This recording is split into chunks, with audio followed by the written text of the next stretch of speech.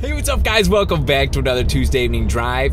Okay, so I'm using my mic. I have it attached to this my visor, and I can't see myself in the camera, so I don't know if you can see this or not, but my mic is right above me. We'll see. But guys, I hope you're all having a great week. Something horrible has happened, and it's really, really bad. I mentioned this on Twitter. My microwave broke. Yeah, it's very tragic. My microwave broke out of nowhere. I was just getting dinner ready last night at midnight, as I normally do, and I heated up the potatoes for like 3 minutes and took them out, put in my chicken, and after like 30 seconds I took it out. I take a bite just to see if it's warm yet. It was ice cold, and I was like, oh no. So I put it in for more time. Nothing. And the fan, it sounded like the fan was really loud or something. All I know is microwave does not heat up food anymore, and it's very, very disappointing. So I don't know. I'm gonna look into see if I can fix it or something. I might have to just get a new microwave. But in the meantime, it stinks because I use my microwave for everything. But I don't know. I had to use the toaster last night, and I'm not a big toaster guy. But I do have to say, I have to admit, the toaster takes a long time, but the food did taste a little better, which was pretty surprising to me. I did not expect the food to taste better, but it did. So yeah, guys, we are driving. We're gonna get into questions really quick, but I gotta tell ya, it's probably already dark right now, and it's gonna get darker fast. It's like 4:42. Sun sets, I checked the time, sun sets at 4:59. Sun sets at 4:59, not even 5 o'clock. Okay, but guys, I just flew through this day as fast as I could to get stuff done. I edited an Amazing Frog video. I had a meeting, I showered, I got the questions ready. I did this as fast as I possibly could because I knew the sun was going down. And this is as fast as I get it. But we do have some sunlight, so that's good. But yeah, it's just tough, you know? It's just tough when the sun goes down so fast. Hey, I don't have control over it. All I know is we're here. We got some great questions. Guys, holy crap. You guys sent in a lot of questions and a lot of great questions. It was another week where it was really, really tough to pick. But let's just get started. First one was from Live Low Life. She said, okay, so she said, video games are so much fun. They can kind of be addicting. And you play video games all the time for your channel. Do you get a chance to like step away? And do you get out of your house at least once a day? What do you do to kind of get away from video games? This is a great question. So, no, I don't get out of my house once a day. I get out of my house on Tuesdays to do this. On Sundays for church, and I visit my family. I take Sunday off. And throughout the week, if I'm hanging out with a friend, that kind of thing, I will go outside the house. But outside of that, I don't really go outside the house that much. For me, one of my best ways to unplug from video games is working out. Like, I'll work out. Right now, I'm at once a week, and that's not where I want to be. I want to be at least 4 times a week. At least 4 times a week. Is this thing recording? Yeah. Just double checking, making sure my audio is recording. Yeah. I'd like to go, well, at least 3 times a week. 3 times a week is not too bad. But 4, ideal. 5 wouldn't hurt. But yeah. So I'm wanting to do that more consistently because working out is a great way to just kind of unplug, because too much of a good thing isn't always a good thing. You know, that's something that you can apply to just about anything in life. Too much of a good thing isn't always a good thing. You know, like water's a good thing. You guys have probably heard people getting water poisoning from water drinking contests. Have you heard about that? Yeah. Is deadly. And yeah, that's just proof. That's just proof. Too much of a good thing isn't a good thing. So yeah, I try. And really, playing video games, I don't play video games most of the day. Like, I'll play an hour to record a video, And maybe if I record 2 videos that day, another hour. So that's like 2 hours of playing video games. Most of my time is actually spent editing and, you know, creating thumbnails and just, you know, all that stuff. Man, my phone will not stop clicking. Stop clicking. It won't stop clicking. Hopefully you guys can't hear that too bad.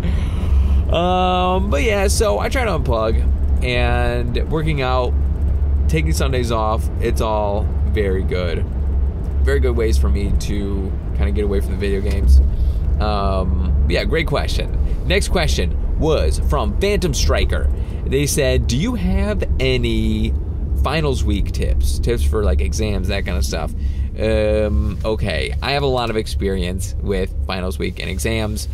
And yeah, the biggest thing, it took me a while to get this down, but the biggest thing is preparing ahead of time. So you know finals week is like next week. You start studying the week before. So go through your stuff. You know when your exams are going to be. You say like, okay, a week in advance, I'm going to spend like an hour on this every day. Or, you know, if you wait till the day before to study for exams, and the exams are like going over everything that you went over for that term or whatever, it's not going to work. Like, you just can't take in all that information in one night. You have to start preparing before. So that's the biggest thing. Prepare about a week in advance, at least I'd say a week in advance. Start preparing, start studying stuff. Then that night before, then it's just review. Because what I found with tests like regular tests and quizzes, you can a lot of times get away with studying the night before. It's always better to prepare ahead, but with exams, you gotta start early. Also, don't freak out, because when it's over, it feels so good. Like, it's one of the best feelings being done with exams.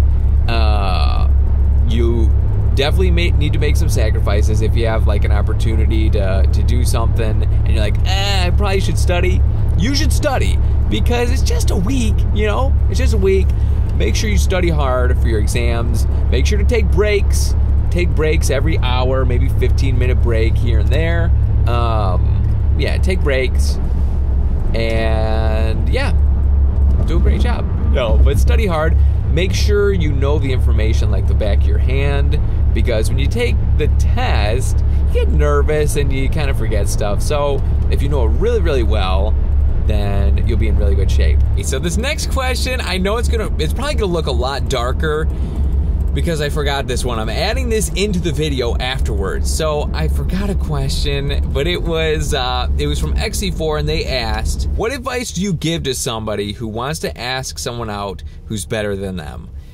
A couple things. First of all, any advice I give, I'm not an expert on any of this stuff, but it's just stuff I've learned from life, from people, from experiences, and I feel like this is just, it's like, these questions are great for conversation, and I love like expanding the conversation in the comments. So any thoughts you guys have on any of this stuff, please share it too, because I love to see that. Second thing, if you're, okay, you want to ask someone out who's better than you, okay. Second thing is, you got to change your mindset. You can't be thinking like, oh, this person is just so much better than me. I don't deserve them. I don't deserve them. If that's in your mind, then you won't have them. You know, if you have the mentality, I'm not saying this is your exact mentality. This is something I've dealt with. If you have that mentality, man, I think this person is too good for me, you're going to make that happen. You're going to make sure that they're too good for you, and it'll never work out. What you got to do is have the confidence in yourself that, hey, you know what? I have a lot to offer. I think we'd have a great relationship. I respect this person a lot. I think they're an awesome person. And I think that together we could have an amazing life. And I think we could have a great time. I think I could help their lives be better. They can help my life be better. And it could be really cool. And I think that's a better mentality to have. Because if you just have that, like, that other mentality, it's kind of self-defeating, you know? Like, man, this other person is just so much better than me. It just messes with your mind. And I'm telling you, from experience, it messes with your mind. And for the most part, I can't speak for everybody, for the most part, girls want to be with a guy who's confident in themselves. And, you know, if you have that mentality that, oh, you know, they're too good for me, that kind of mentality, it doesn't really display confidence. So my biggest advice really is have that confidence in yourself.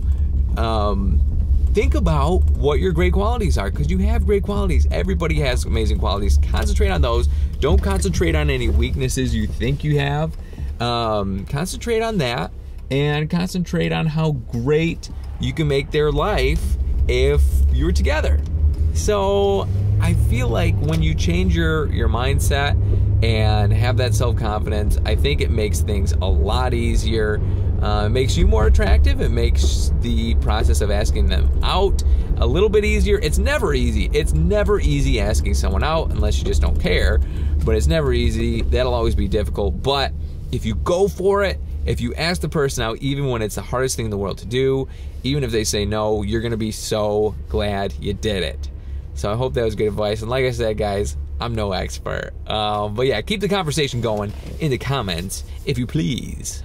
Next question was, actually, this was from Codifox. She said a friend of hers is, she said she's in a mind-numbing desk job and wants advice for seeking a creative field. She's wanting advice for transitioning from that mind-numbing desk job to creative field. And first thing I have to say, I envy that. Like, I have always wanted, my whole life, I've always wanted, well, I'm not sure what she means by mind-numbing, but if she means like boring, I've always wanted a really boring job. And I know that sounds stupid and weird. Why would you want a boring job? Here's why. All the jobs I've had before were like, you know, I did construction for my dad, and a lot of this stuff, I didn't know what I was doing, so it was very nerve-wracking when like the homeowners are watching me and I'm like asking other people, like my brother and stuff. I was really young. I asked my brother like how to do stuff, and I gotta act like I know what I'm doing, and I don't know what I'm doing a lot of times, and I'm learning. That was always nerve-wracking. But my previous job in the medical field, super nerve-wracking, because you're in the medical field and, you know, you can mess things up. And it was really like, it was boom, boom, boom. You're always in a hurry, always behind schedule. And it was just crazy. On my way to work every day, I was like, I could feel the anxiety like building up. Like Sunday, the night before, I was like, man, every Sunday I was like, oh, I gotta do this again. And at the end of the week, when I was done, I'd be like, oh, another week. I can't believe I made it through this week without something horrible happening. Like, it's just not a good mentality in general. And some of that is just the way I was thinking, which was stupid. But, like, I always envied people who just had a job where you can go in, as you're going to work, you're relaxed. I've never had a job like that. But back on topic, so, okay.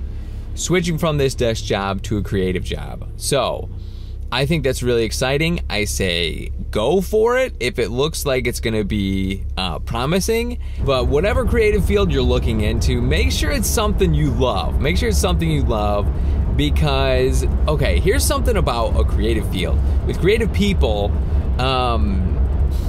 you need to refill your creativity. You can't just constantly be like putting out creative stuff without refilling it. It's almost like a cup of water, or like a creative bucket of water. If you're just always pouring out, then you're empty and you just feel drained. You gotta be able to recharge. So whatever it is, you gotta make sure that it's not gonna be too demanding on you, too demanding on your time. You're gonna be able to have like free time outside of it to recharge and spend time with family and friends and stuff. But really, if you have an opportunity for a creative field that you know you love that field, and it looks like it's gonna be a good fit for you, I say go for it. And make sure it's something you love. I don't know all the details, but, you know, I think if you have an opportunity for something you think that you're really gonna enjoy, you know, I'm always voting for going for it, because, I don't know, even if you take the chance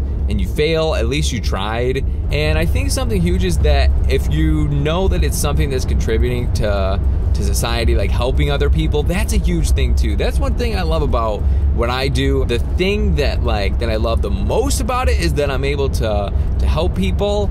And you know, even if it's like, there's so many things that are creative that help people, whether it's like music or, you know, painting even, or, you know, there's just so much. But yeah, that's what makes it the most satisfying.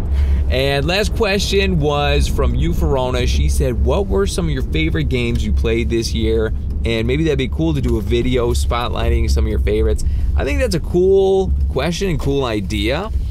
Some of my favorite games, definitely, and you could probably tell by my channel, definitely Dragon Ball Xenoverse, GTA, Rocket League, Minecraft, even though I haven't played in a while, Amazing Frog, and I'm sure I'm missing a lot as well. Marvel Contest of Champions, by far my favorite mobile game I've ever played. And those are probably my favorites. But yeah, those are my favorites. And that'd be cool. That'd be cool. Maybe I will do a video spotlighting my favorites. I don't know. Great idea. But guys, as always, thank you for all the great questions. If I missed your question, feel free to submit it again next week. Hopefully I get to it. But as always, guys, thank you so much for joining me on this drive, and I will talk to you later. Gotta do Star Wars levels. Destroy the Sith, you must. Grievous is down! Okay, watch out for that jet thing. Okay, I'm taking... What was that? So what are we doing here? Okay, he just exploded. Use the force loop. What?